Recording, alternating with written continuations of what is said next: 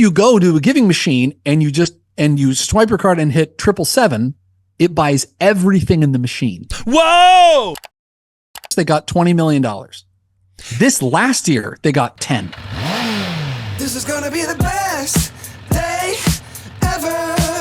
This is gonna be the best day ever. Wake up. Welcome, ladies and gentlemen, back to Ward Radio Morning Edition. I am your host, Cardinellis. Today I'm joined via Zoom by none other than the Associate Professor of all things apocryphal, the guru of all things giving, Jonah Barnes, who is here to speak to us briefly about a follow-up on the giving machines. A record number of giving machine donations have been logged. They're going to bless the world. Hashtag bless the world. I guess that's a new hashtag we got to come up with. And Jonah, you are here to tell us about one of your favorite pet passion projects, which is none other than the charitable chunk. I'm loving the alliterations. The charitable chunk. A little alliteration is that the church is churning out for people worldwide. Yeah, that was pretty awesome, wasn't it? So yeah, Jonah, tell us what's going on, my man. So we did an episode on the giving machines back in December or January or yes, sir. So, and it was wonderful. I went there. We had one in my hometown, and we went and saw it, and it was great. And now the results are in from the giving machines. The church has reported on how they did this year. There were 61 different giving machines all around the world. Wow. And if you're unfamiliar, you can go watch our old episode on it just to give you the elevator speech. It's like a vending machine. You donate, and the church takes your money and gives it to either a local charity or one of the big charities that they work with. And so it's encouraging people to give of their excess to help people in need. It's a brilliant program. Not only does it actually directly help people, but it helps the giver. People become more giving. It's a great program. Yeah, it's awesome. They reported in 2023 that they gathered 10.4 million USD in donations across their 61 machines. Wow, that's a ton right there. Yeah, it's a ton. That's more than 2 million meals that will feed the hungry, in 1,800 communities will receive fresh water because of that. So that is 2 million meals have been donated. That's and I got a picture up here of you getting your goat. You got your one goat out of the giving machines, and it looks like my little goat. Yeah, I named him Cardin. Oh, that's funny. You got your cute kids getting toys for other kids, and oh wait, what? There's anti-Mormon stuff on this too? Oh yes, man. There are. Yes, so the giving machines are just too good to be true, and so those anti-Mormons, there must be something about it, and so there's been lots of hate about the giving machines. This particular video by, what's her name, McKinsey something or other. Look at this. What is this? The scamming machines they're calling them? Yeah, dude. Yeah. Man, so she, in her video, she explains that in the fine print, it says that if they run out of an item, then the church can take your money and give it to another item in the same category. She says, easy to be charitable with other people's money. It's easy to be charitable with other people's money. So every time a charity does a matched donation, it's other people's money? Yeah, what are you talking about? What? Yeah, like, so if you got 10 guys that you want to play a baseball game with, and you pick an 11th, you're playing with somebody else's players, like what? Yeah. I don't get this. Okay, don't try to project rationality on these people. It's completely irrational. Jeez. Oh, that breaks my heart. Well, they just hate because it's just so good. That's why they hate it, because it's just so dang good. Okay. Well, this is awesome. The giving machines. I mean, I love the giving machines. So besides the 2 million meals that they're going to provide, that's thousands of children will receive education materials like textbooks and backpacks and school supplies and things like that. 11,000 backpacks, over 2,000 laptops, scholarships. Wow. For kids to use, scholarships. Look at this.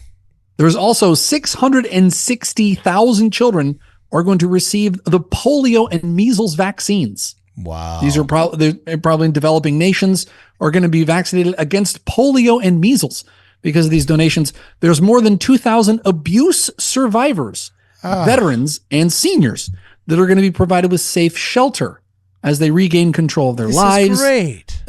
It just goes on and on. Look, thousands of children will receive necessary clothing items, including 7,500 pairs of shoes, 6,800 pairs of socks, 4,100 items of winter clothing, 1,700 coats, 2,200 pajamas.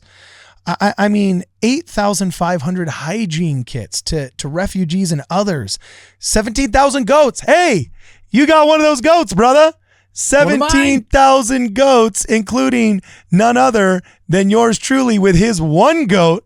All right, rock on. There it is. Yep, that's going to be distributed. What a wonderful and unimpeachable thing. And I guess they found a way to impeach it. But anyway, in 2023, nearly 250 local and global nonprofit organizations participated. The nonprofits receive 100% of the contributions, which will use to fulfill every donor's purchased items. Wow. Now, the awesome. reason that the church can do that, the reason you can get 100% of the donation to actually get to that nonprofit is because the church eats the operating and processing costs. Yes. The church pays for the transaction fee of your credit card and to put the machines there and the overhead that makes the whole thing happen. And so by the time your money gets to Ecuador or wherever the heck it's going, 100% of your donation goes to that cause. It's brilliant. The church has found a way to democratize charitable giving, and it is a massive success. We hope that next year there's 100 machines. If you're involved with any kind of charity in your community, ask them. Say, hey, have you ever applied for, the giving machines? You ever reached out? See if you can get a giving machine here. Because the church wants to get them everywhere, but they have to get approval from city councils and things like that. So let's get 100 machines, people, next year. This is totally awesome. I'm going to talk to some local legislators around here and say, hey, you should. Why doesn't the Beverly Hills 2nd Ward have one? You know what I'm saying? You should. So anyway, this is awesome. I thought it was unimpeachable, but I guess the anti-Mormons found a way to impeach it. I mean, if you can impeach the giving machines, you can impeach anything. Honestly, Radio Free Mormon and John Lynn, all these guys, they got to throw this doubt. Well, how do we know where the money is going? Well, what if? Geez, guys, it's the giving machines, for pity's sakes. Like literally it's feeding children. I used to say this thing like Trump derangement syndrome is so real. Like I don't wake up in the morning and think, what's Trump up to? I want to hang out with him. Oh, he's awesome. He's the greatest thing that ever walked on water. You know what I'm saying? Yet there's people that wake up doing the exact opposite. Like, what is he up to today? Mm-hmm. What horrible, heinous thing is he doing? He could cure cancer. Like Trump derangement syndrome is so real. Like these people, Donald Trump could cure cancer and they'd find a way to call it racist. Mm-hmm. You know what I'm saying? Yep. And it's like the giving machines. There's nothing as unimpeachable as, hey, in a consumerist society that's hyper consumerized or whatever the terminology is, we're going to create vending machines for charity. You know what I'm saying? Where you pop in $5 and you buy a goat for some guy somewhere that's, having food insecurity in a society that's retrofitted for, I don't know, goat milk or something. We're going to buy blankets for people that, tsunami ripped through their hometown. Oh, we're going to buy hygiene kits for refugees. Like there's nothing more unimpeachable than saying we're going to match funds. We're going to eat the cost of transportation. We're going to use our infrastructure and invite our partners to do the same. And they found a way. They found a way. The 2,000 abuse survivors that the church found safe shelters for is only 100 more than what the AP found safe shelters for after they wrote those articles insinuating that we love abuse. So we just barely beat out the AP and their safe shelters for abuse survivors by providing 2,000 of them with safe shelters. Wow. Just barely beat them out. This is what's wild. And the only thing that surprised me that I didn't know about, Jonah, was that the giving machines, since first launched in 2017, have collected more than $32 million. I thought this was like a last year thing, but it says since the giving machines first launched in 2017, so that must have been some kind of prototype or something, because they got real popular December 2023, right? They were just barely rolled them out, and then COVID hits. Yeah, that's true. And so it was a little bit, but think in 5 years, or what was it, 5 years or 6 years, they got $20 million. This last year, they got 10. Wow. So now it's ramping up and it's growing. You know what? I got to figure out some kind of cool merch where if you get something from the giving machines, we'll give you a piece of merch. It's got to be small. I thought about doing a challenge coin. You know what I'm saying? Like if you did something cool with a challenge coin. So maybe there's the 777 challenge. What's 777 challenge? If you go to a giving machine and you swipe your card and hit 777, it buys everything in the machine. Whoa! Yeah, one of everything. It's called the Really? 777 challenge. Yeah, and there's a picture. You get a big placard that says, "I did the Giving Machine 777 challenge." It costs a lot of money. I don't know how much it costs, $1,000 or something. But you 777, and so kids, the evangelicals are like, that's Satan's number. That's gambling. They're showing everybody that it's really the Satan's gambit, the devil's gambit. Those Mormons. Oh, I'm sure. It's just so if your parents take you, like I did my kids, and I said, "Here, I'll swipe the card and you get to pick something." Kids, now hit 777. Oh my gosh. We should do something. We should make some kind of cool, like there was a dog tag that this cool metal merch company was making that I thought would be cool to be in like the Ward Radio Army, have a dog tag. But I don't know if that was like so hyper masculine that it hurt. Yeah, a little bit masculine. Yeah, a little hyper masculine. So I decided against the dog tag.